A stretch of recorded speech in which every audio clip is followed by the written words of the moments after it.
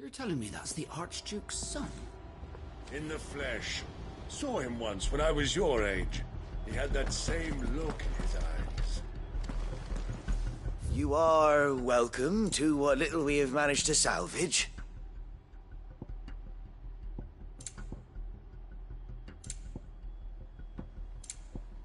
It has been an honor.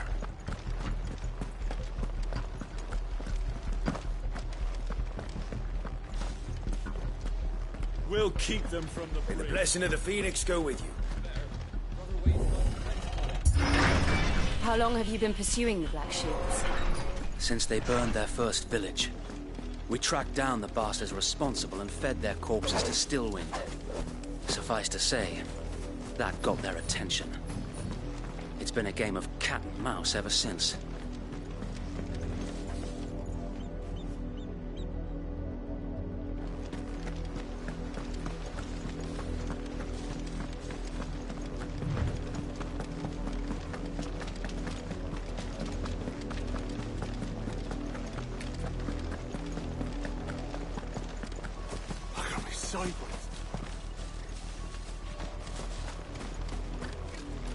Come along now. The bastards are lucky I did that way. There they are. On your command, my lord.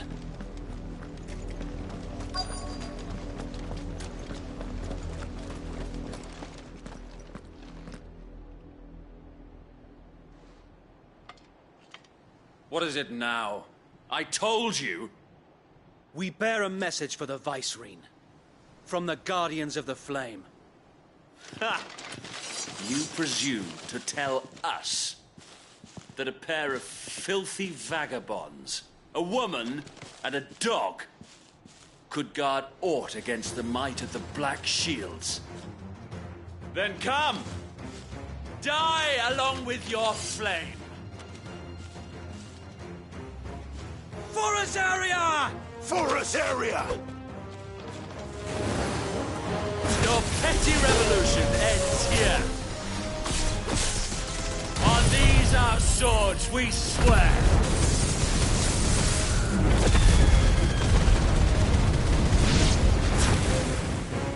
Bloody hell! Reinforcements from the far bank! Otherwise, I have to fight their battles for them. Over here!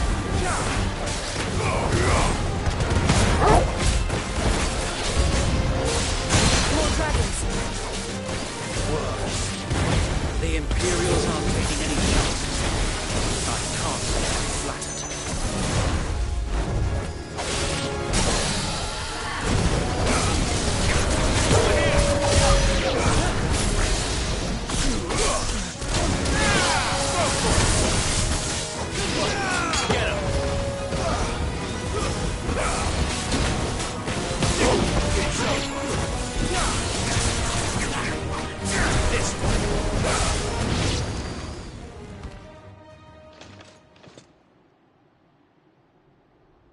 A noble stand, albeit a misguided one.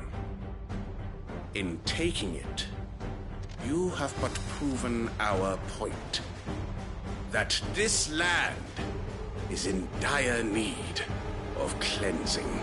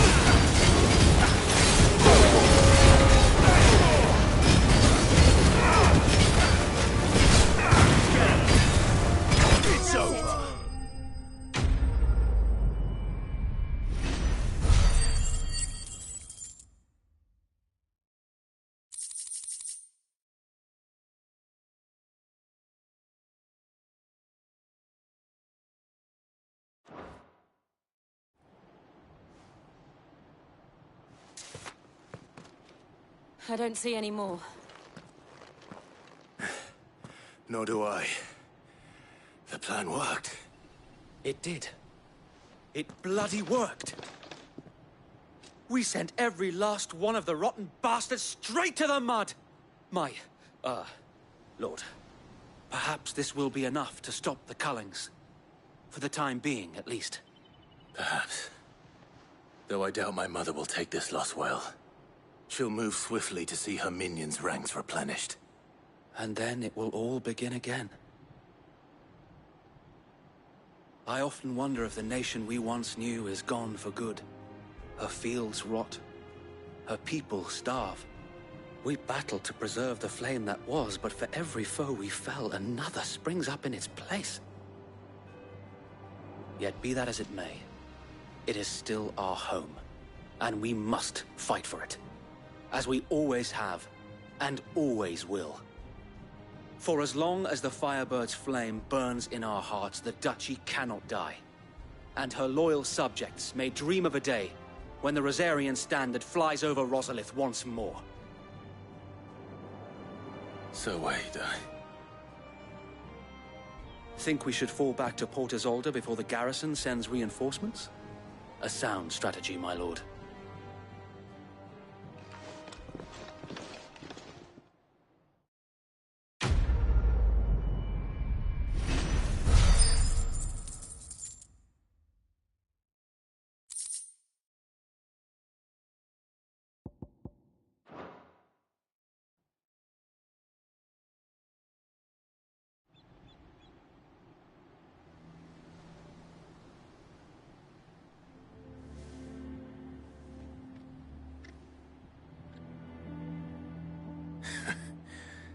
And how long has my uncle been funding you and your comrades' endeavors?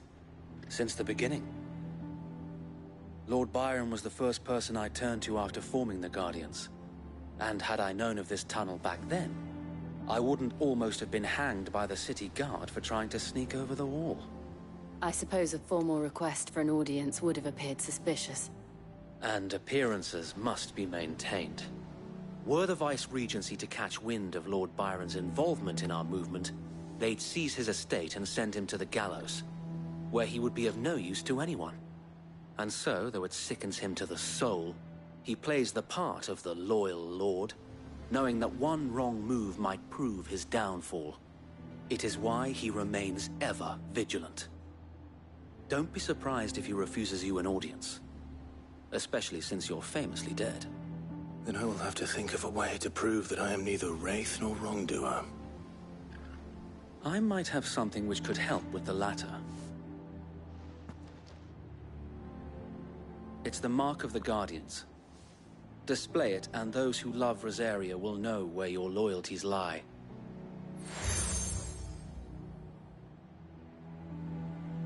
I shall wear it with pride. Be sure that you do.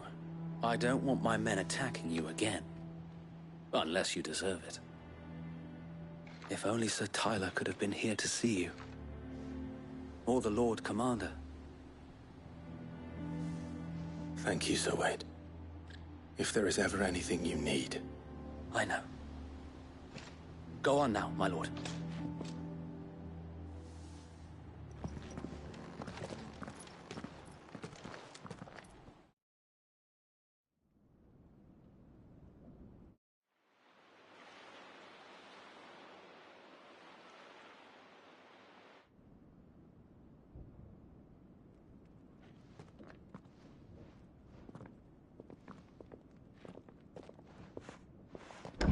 How accommodating.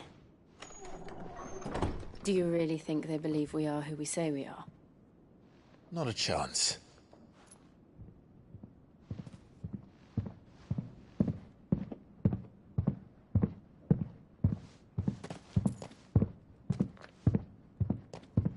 Right, I guess. My uncle believes we're imposters here to rob him. And means to string us up himself.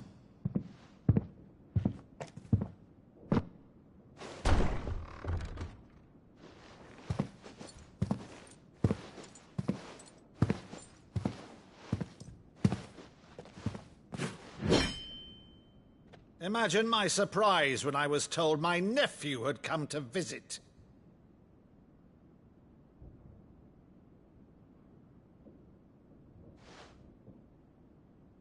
Clive Rosfield died long ago. And for uttering his name here, you shall pay with your tongue!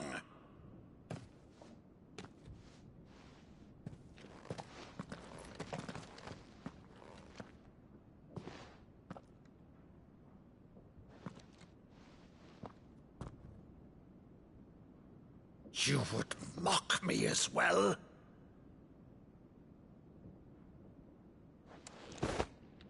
It is I, Sir Crandall of Camelot, loyal servant to her serene holiness, Saint Sybil the Unshod. Meadow, thou vile sorcerer, for thy crimes against church and crown, I shall have thy head.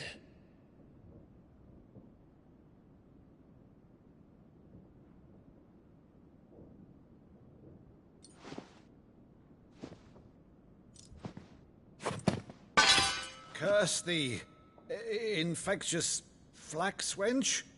Even in death, must thou plague me still? Very well. I shall open the gates of hell, that thou might see thy charge once more.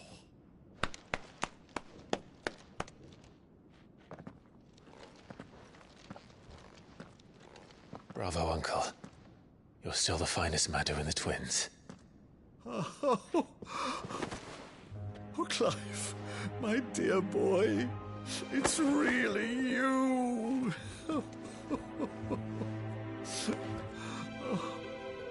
You always were fond of that scene from The Saint of the Sanctuary. Never did let me play Sir Crandall.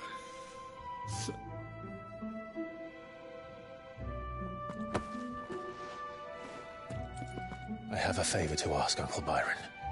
Rutherford, inform the kitchens. There'll be guests. We dine immediately. But, Uncle... You can't very well regale me with the tale of your miraculous preservation on an empty stomach. Go on, sit.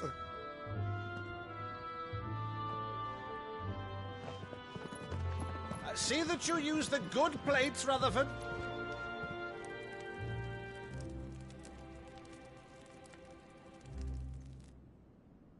So you arrived late to one of her cullings, did you? Since becoming Vicereine, Annabella has been a constant thorn in Rosaria's side, but these atrocities are a new low.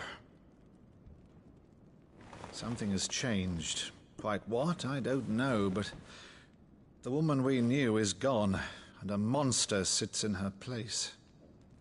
A monster? For better or worse, I've been charged with governing this town, and thus must maintain the illusion of obedience. That's all I can do to aid Wade and his merry band of revolutionaries. So he's told us. You have risked much for Rosaria. Our nation will be forever in your debt.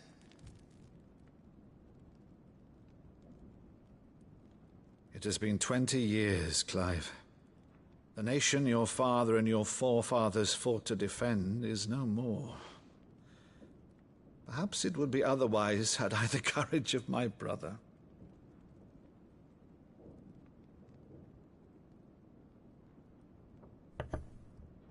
All right, if it's a ship you require, a ship you shall have. I've a galley in port, but recently relieved of her cargo. She can be outfitted for the voyage in a matter of weeks. So you believe us, then? About everything? Believe you? Ha! Only a fool would believe even half of the things you claim. But until tonight, only a fool would have believed my nephew still lived. And besides, I have it on good authority that Clive is telling the truth. Whose authority? Your own, of course. You've always been a terrible liar. Is that true? It's not untrue. Let's say no more about it, eh? It wouldn't do to linger on my nephew's greatest failing.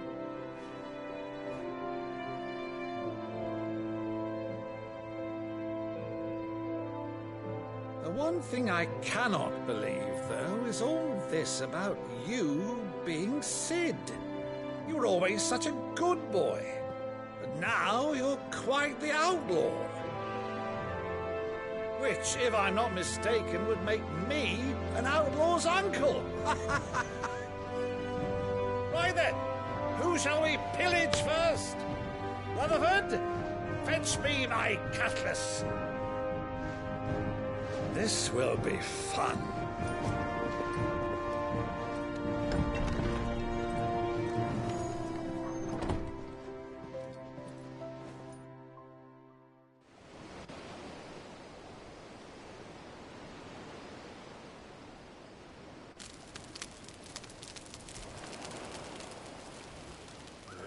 Over there. Go on. She's a fine ship, isn't she? Once outfitted, she'll bear us across the boiling sea to Drustinus in the space of 3 days.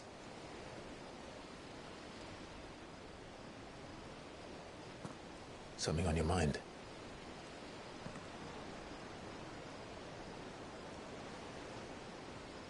Monsters.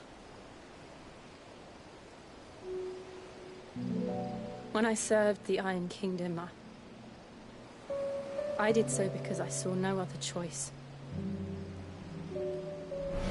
Because once they learned that the lash would not move me, they turned it on those who could.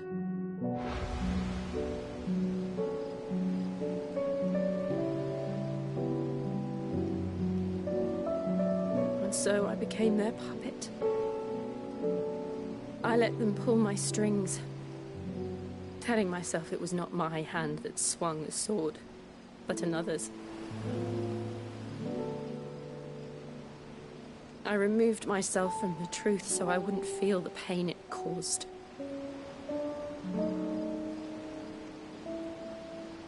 And before I knew it, I no longer felt anything. Anything at all.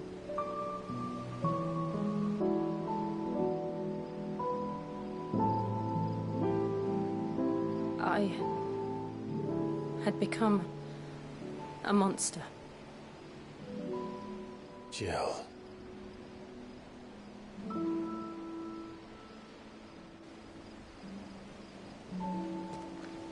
I don't want to be a monster, Clive. Do you understand? I want to choose a different path, a better path. To live on my own terms. But before I can do that, I need to come to terms with my past.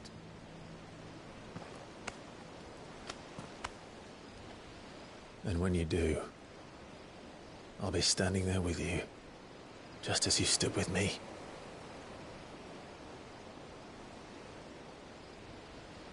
Thank you, Clive. I must atone for my sins. Only then, when it's done, will the monster cease to be. Just promise me that you won't die with it.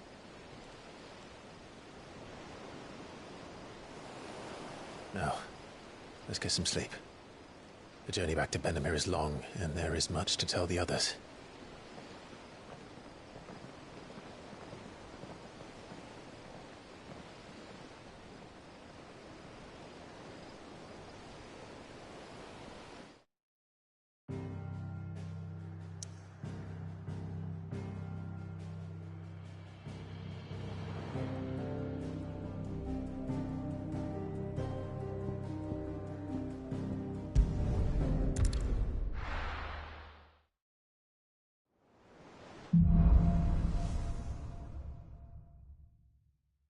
Only the Founder knows what awaits us in the Iron Kingdom.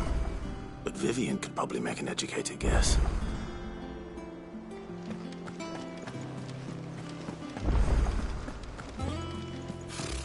Typical nobles. How did we never hear There are new about these billets being guardians of the posted plains? every day. Clive! Oh, am I glad to see you? Is something wrong? It's Blackthorn. He ain't himself. And if I'm honest, he ain't been for a while. Normally it only takes a couple of drinks to perk him back up, but not this time. Something's getting him down. And whatever it is, he ain't telling. It's like he's lost his spark, you know?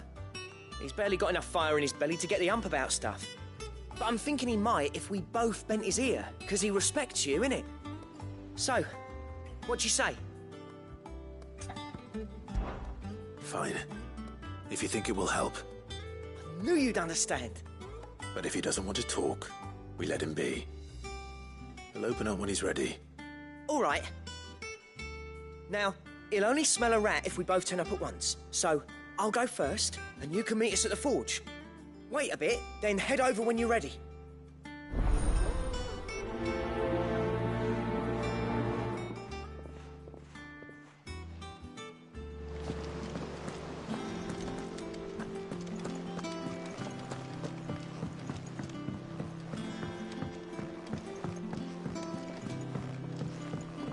I could have sworn we had a few.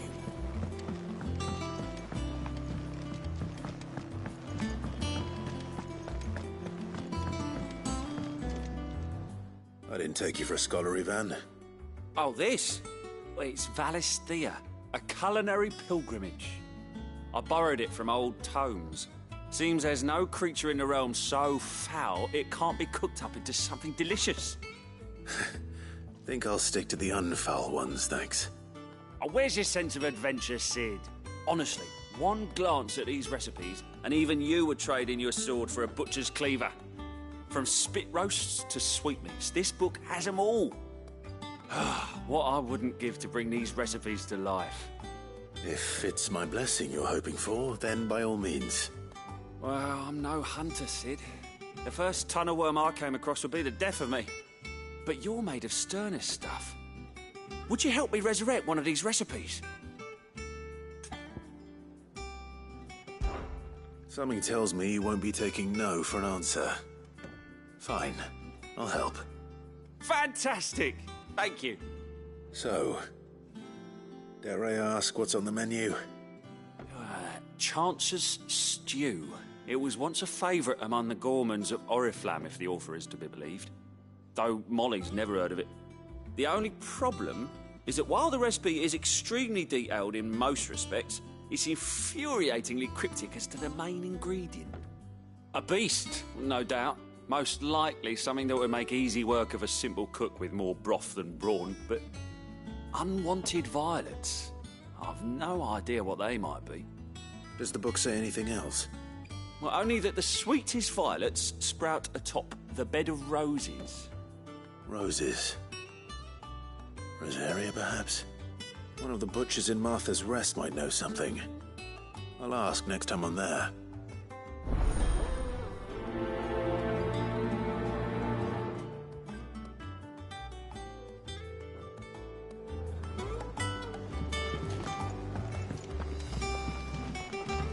That monster's taken quite a liking to Lady Karen.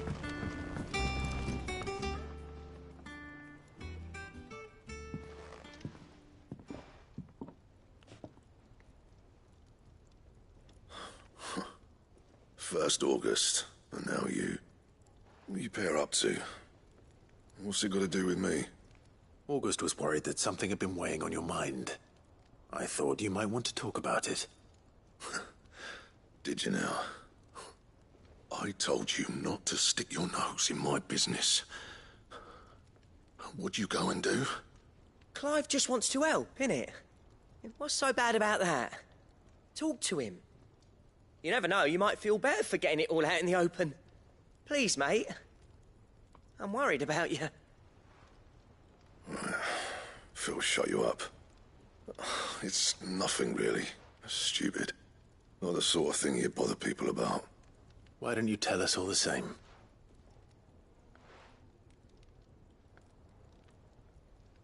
Karen and I have an arrangement. I keep an eye on Goots, and she shows me what the competition's up to. Interesting arms and armor, things like that. The other day, she shows me a cuirass she's come by. Masterpiece of level work. Light, supple, and tougher than it had any right to be. Made my stuff look like heavy, clumsy shit. I should have brought the bastard thing there and then just to study it, but I was too proud. And now every time I reach for my hammer, I'm reminded that I'm not the craftsman I thought I was. There. You happy? You got what you came for. Now piss off. All right. We're going.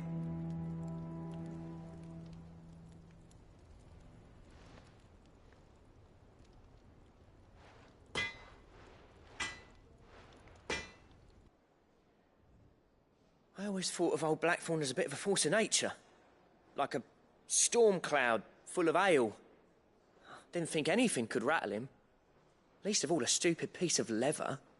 Blackthorn's always taken pride in his craft. Questioning it means questioning himself. Something tells me this is only going to get worse. If he has doubts, it will affect his work, which will only add to his problems. We need to nip this in the bud. I couldn't agree more. He said he should have bought that cuirass. Perhaps we should track it down for him. Assuming you're happy to help, that is. Too bloody right I am. Glad to hear it. First things first, then. We need to speak to Karen.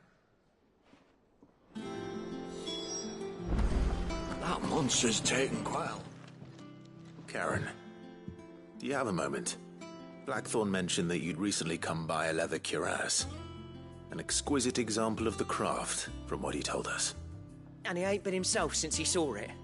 So we thought we'd buy it for him. Sorry, sold it already. Didn't think Blackthorn cared for it the way he turned his nose up. But it was nicely put together, that's for certain. Even if the bloke who made it is a bit of an odd one. Happened across him on my travels.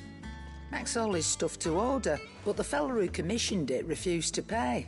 He didn't like the colour of summit. So I took it off his hands for a fair price. You don't know where we might find him, do you? Like I said, he's a bit of an odd one. Doesn't even have a workshop. He don't trust hunters neither, which means he spends as much time out tracking beasties as he does working their hides. I see. He did tell me something, though.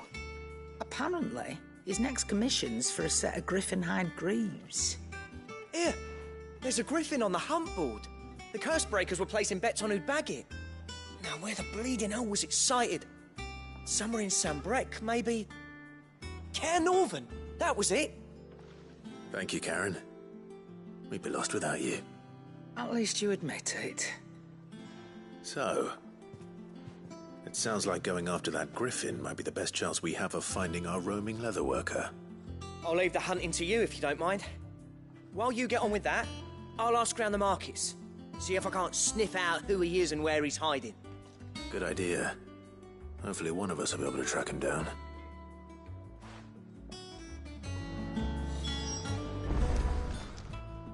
Is it business or pleasure?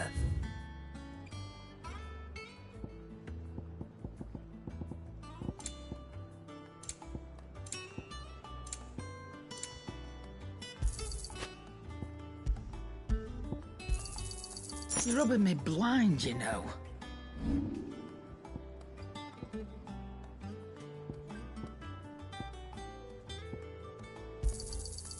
I reckon I can find a buyer. You got out else? I'll be thankful you got that much. You got out else? I reckon I can find a buyer.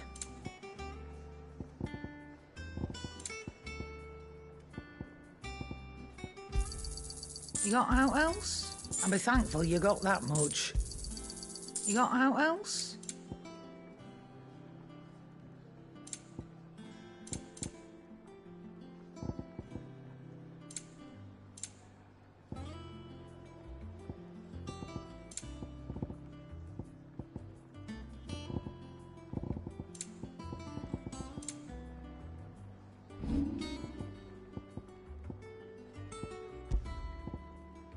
Finished, are you?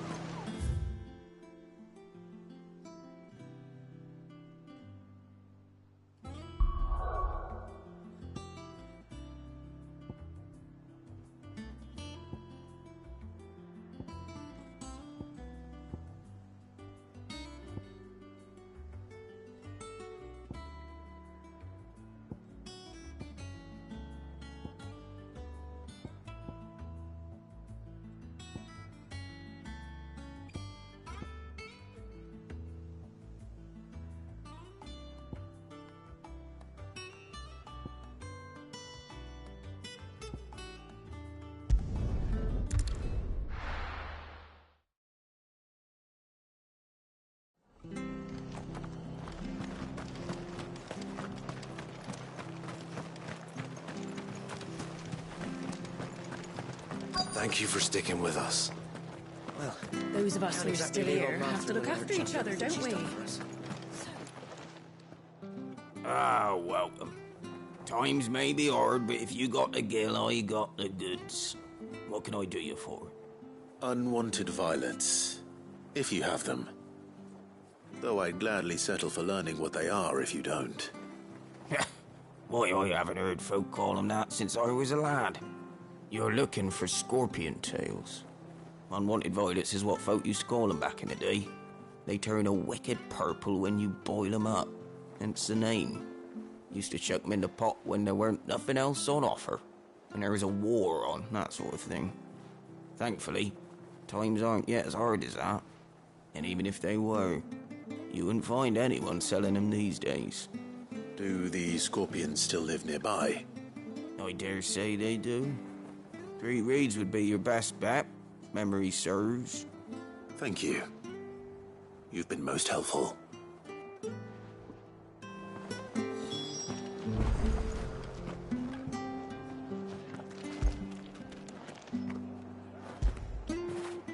Fetch!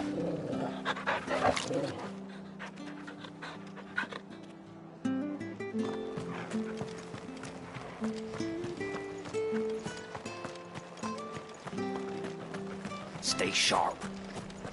After what you invited to Martha's lot, I'd be daft to stay. Don't you go causing any trouble now.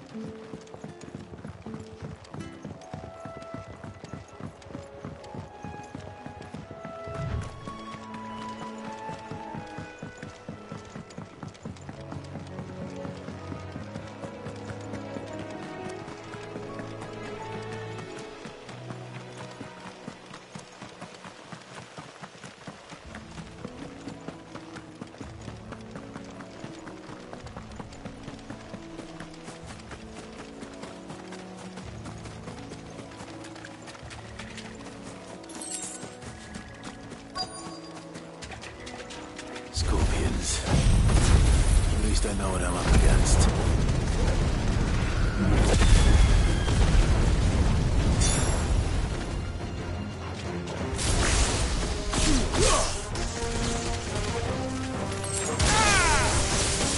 Get him!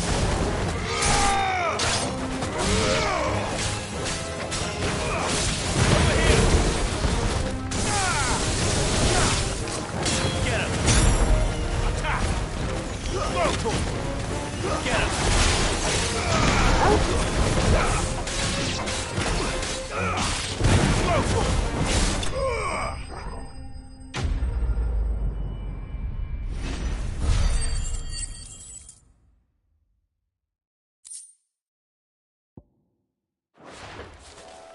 I better get this back to Yvonne before it goes bad.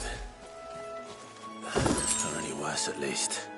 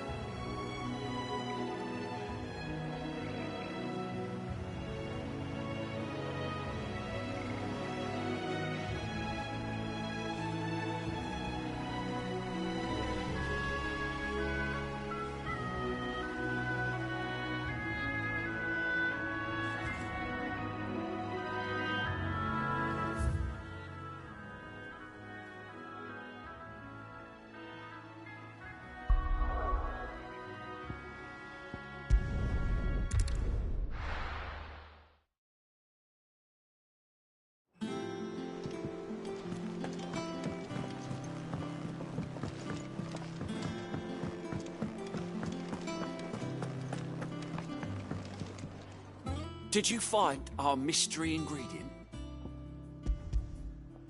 I did indeed. Marvellous! Let's see. What am I supposed to do with this?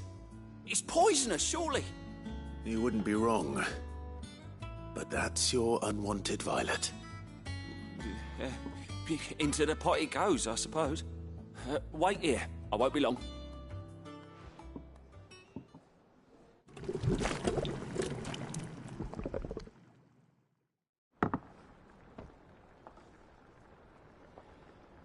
I present Chance's Stew, risen once again from the ashes of obscurity. Grab a spoon, Sid. Let's eat while it's hot. I'm, not hungry. Well, it'll be too late once I've licked the bowl clean. Your loss.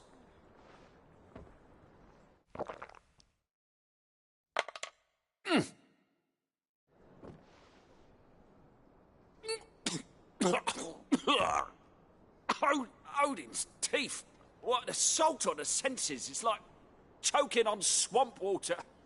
And yet, up through the pungency, there rise complex, meaty notes.